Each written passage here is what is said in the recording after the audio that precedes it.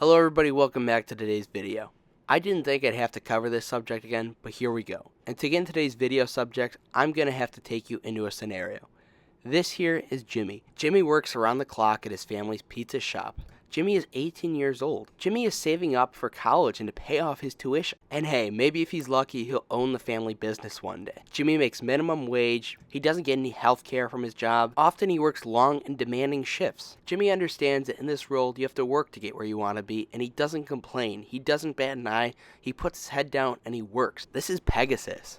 Just like Jimmy, Pegasus also goes to college. Pegasus only works 2 hours a day. Pegasus serves coffee to people through the drive-thru. Pegasus makes above minimum wage pay. The job isn't very physically demanding, and unlike Jimmy, Pegasus works for one of the biggest and more successful corporations in America and gets company stock options, so Pegasus can also benefit with Starbucks' success. Something that Jimmy doesn't get because he works for a small local place. Pegasus also gets education benefits like having your college completely paid for, employee discounts, paid time off, hell, they'll even pay for your abortions. And even if liberal arts college is a little too much for Pegasus sometimes, she can even call for time off and work on demand. That's something that Jimmy just doesn't get.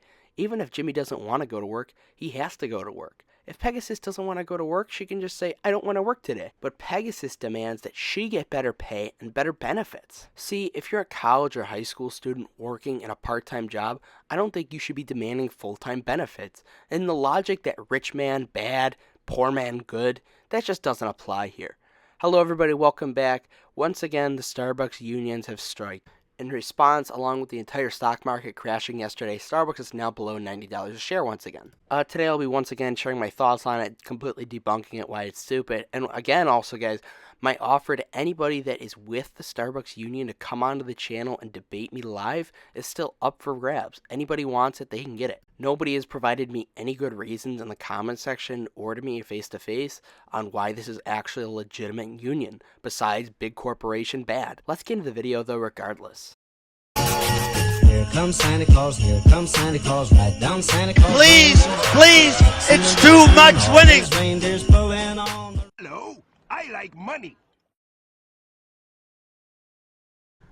Alright, so once again, the Starbucks union has voted to authorize a strike ahead of the scheduled bargaining session. We all know that Starbucks workers are essential to day-to-day life. I wouldn't be shocked if the NASDAQ crashes like 4% due to this news. To sum it up, Apple and Starbucks and corporations like these are very susceptible to these kind of attacks from unions, essentially because they are not franchisee-ran stores. A company like McDonald's is not susceptible to these kind of attacks because it's like an individual base-to-base store. One family may own a franchisee, and you can't attack, that family on behalf of the entire corporation. It's not a giant issue. It's just worth pointing out that since Starbucks' stores are all company operated, there's one big person to attack instead of McDonald's, where it just be impossible. Once again, some horrendous things must be going on at Starbucks, as I mentioned. For these unions to be striking out, it's totally not because rich man bad. It's not a society issue at all. It's just because Starbucks is a terrible employer. Starbucks said that Tuesday 98% of union baristas have authorized a strike. No surprise there. They're all against the big man, yet they're still working for him. Completely ironic because the entire base of Starbucks is built around its employees and partners. Starbucks in the past has invested millions of dollars into their employees and making sure they're happy, so it's complete greed, to be honest with you guys. This is a generation of employees that doesn't know what it's like to work a 60-hour work week. The level of entitlement is absolutely disgusting, and wait till I share the employees' benefits that they currently have right now, and we're going to compare that to some smaller coffee shops in the area and some other larger shops in the area. However, hundreds of unfair labor practice cases have not been settled, and the union says Starbucks has not yet proposed a comprehensive package that would address barista pay and other benefits. Let's get into that. Let's keep in mind here first, though, who is working at Starbucks in the first place. It is high school and college students and maybe people in their early 20s or that are past their college year, maybe the first 2-3 years out of college. I don't think you should be relying on a part-time job as a barista for your full-time income. Who is this job intended for? That's the question. You can't graduate high school and expect a college degree. That's not how it works. Alright, we'll get into all of this, though. Healthcare benefits to start off. You get medical, dental, vision coverage. Starbucks provides all of that for you. That's not easy to find these days as a teenager or a college student in a part-time job. Very good right there. Stock and financial benefits. You can't get that with a lot of other companies, small businesses you're working for, local pizza shops, local coffee shops. You just don't get that. Paid time off. Once again, very hard to find these days with some companies. Education benefits. I don't think your local coffee shop that you're going to go work for is going to pay for your college. Sometimes they'll even do full tuition. I think at Arizona State University, they have something there with Starbucks. Employee discounts. I think that's pretty standard. That's nothing crazy. Starbucks, once again, offers flexible scheduling, work-life balance, and well-being. You can work on demand at Starbucks. That's very hard to find these days. Somebody who's working for part-time, especially as a teenager on the holidays.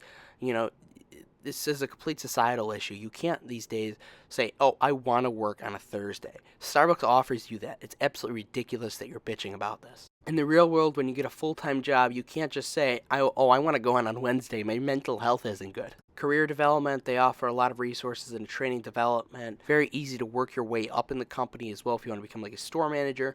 And by the way, guys, the people who are like store managers, I have a lot more respect for them. The people who like operate the stores, and that's not who I'm talking about. The people who I'm talking about is the college students who think they're entitled to these crazy benefits.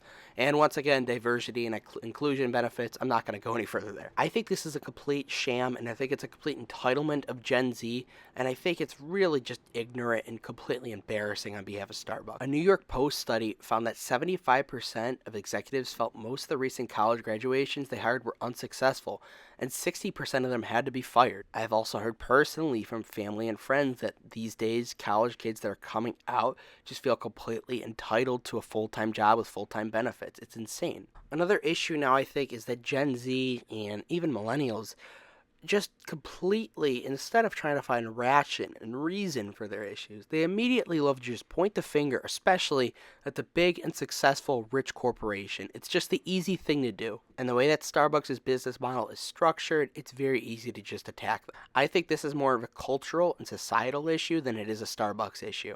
I'm not worried as a shareholder, and I think it's going to be an interesting test for new CEO Brian Niccol. For anybody that's wondering if I'm buying this dip, I am not right now, but if the stock easily went back into the 70s, low 70s, I would absolutely buy more.